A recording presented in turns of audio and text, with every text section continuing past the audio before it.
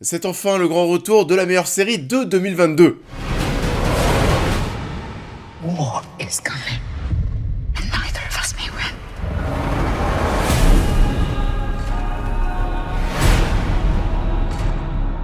Bonjour à tous, j'espère que vous allez bien. Grosse attente, aujourd'hui c'est bon, le début de la saison 2 d'House of the Dragon, on y est enfin.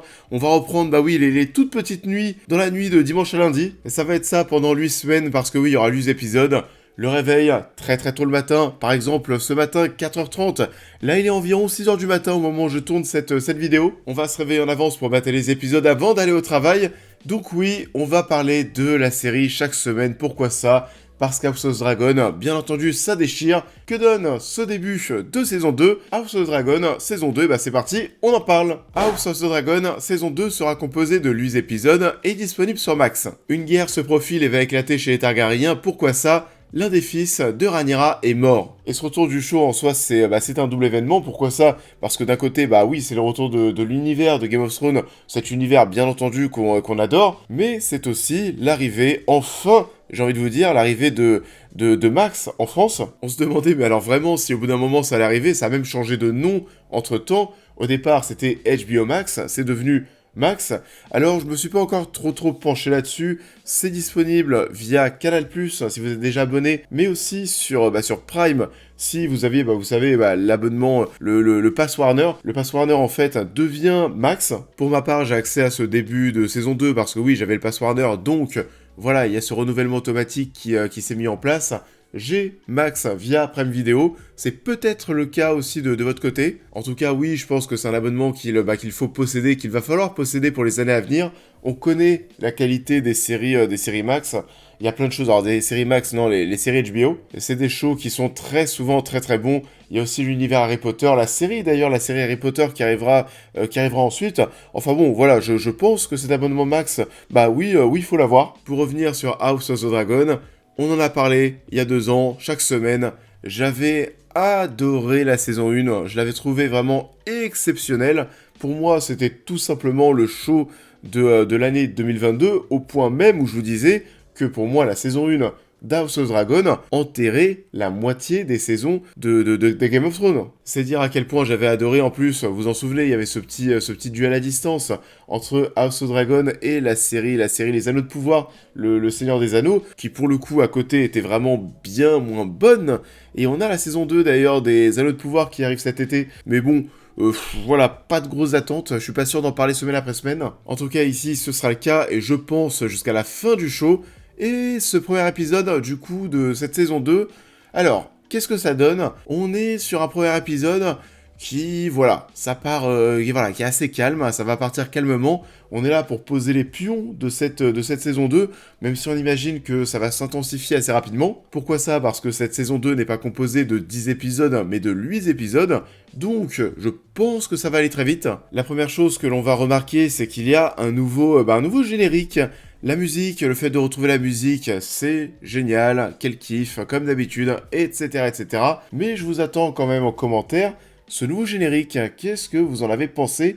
Il est très différent du générique de la première saison. Vous savez, il y avait le son qui coulait, qui faisait un peu plus, j'avoue, un peu plus Game of Thrones, qui se rapprochait plus de ce qu'on avait dans le show original. Là, c'est quand même assez différent. Je pense que ça peut un petit peu diviser. Dites-moi ce que vous en avez pensé. On verra ce que ça va donner par la suite. Est-ce qu'il va évoluer, vous savez, comme le générique de Game of Thrones qui évolue au fur et à mesure des saisons, avec des nouveaux endroits, des nouvelles maisons qui apparaissaient sur la carte. En tout cas, c'est un gros kiff de retrouver l'univers, de retrouver les musiques. Et on démarre même du côté des Stark, du côté du mur, avec là aussi des sonorités, des musiques qui vont nous rappeler certains souvenirs. On découvre un Cregan Stark ici, et l'une des premières choses qui va nous marquer en ce début de saison 2, c'est que c'est toujours aussi propre d'un point de vue visuel. Je me suis rematé ces derniers mois les 8 saisons de Game of Thrones, ça m'a fait vraiment kiffer de retrouver tout ça. J'avais pas rematé Game of Thrones depuis la fin. Il y a des moments, quand même, dans Game of Thrones, qui t'arrachaient un petit peu les yeux. Les 4 premières saisons, il y a des moments au niveau des fonds verts, de l'aspect visuel, c'est pas trop ça. Et même la saison 8, dans la dernière saison de Game of Thrones, waouh, il y a des moments où ça t'arrache les yeux.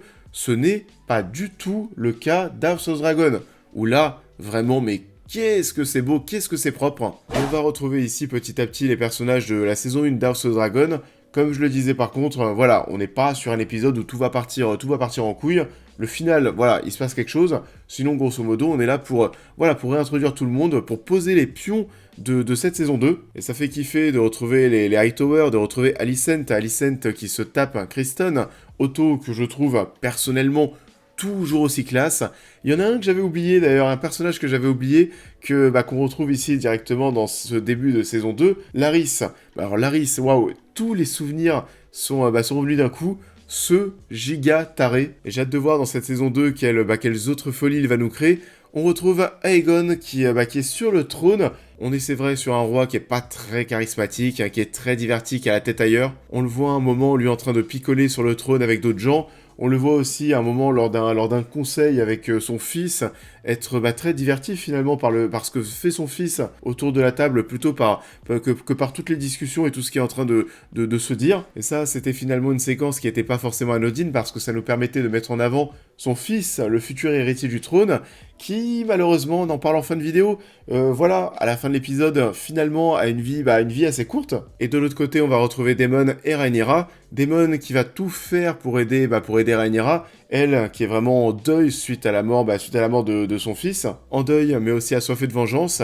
Elle veut Aemond Targaryen, pour Daemon un fils pour un fils. Et oui, du coup, c'est ce qui va se passer en fin d'épisode, et c'est ça qui va lancer toute cette guerre dans cette saison 2, parce que oui, le début de Vengeance ne s'est pas du tout fait attendre, et on a un final, qui va vraiment nous prendre aux tripes, encore une fois, avec ces deux tueurs en mission qui vont devoir s'infiltrer. Vont-ils tuer le bon fils d'Aegon, parce que oui, l'objectif ici, c'est de tuer le futur héritier du trône, et aussi tout simplement de se venger. On a un dilemme qui va se mettre en place, étant donné qu'il y a 2 enfants, un garçon, une fille, et oui, il faut tuer le bon. Et est-ce que aussi la mère est en train de nous montrer le bon gosse, le bon, le garçon? Bon, finalement, on a la réponse assez rapidement, c'est bien le garçon qui s'est fait dégommer. Alicent, on se rend compte qu'elle est encore avec Kristen, et du coup, ce qui va véritablement lancer cette saison 2, c'est la mort, déjà, de Daenerys Targaryen. On imagine bien que cette saison 2, ça va être le feu sans jeu de mots, et que des histoires de vengeance, on va en avoir dans tous les sens. Donc voilà, ça part plutôt calmement avec ce premier épisode. On imagine que pour la suite, ça va être bien plus intense.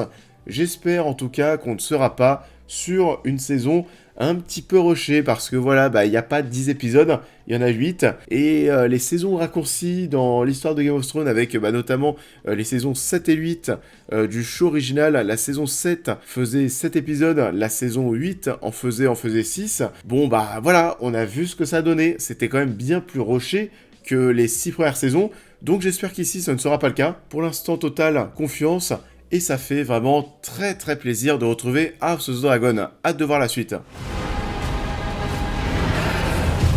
There is more than one way to fight a war.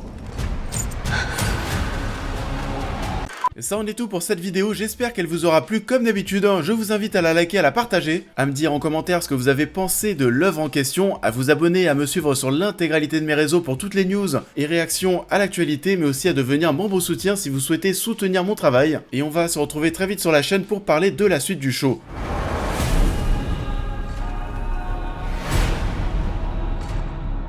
On se retrouvera donc dès la semaine prochaine pour parler de l'épisode 2.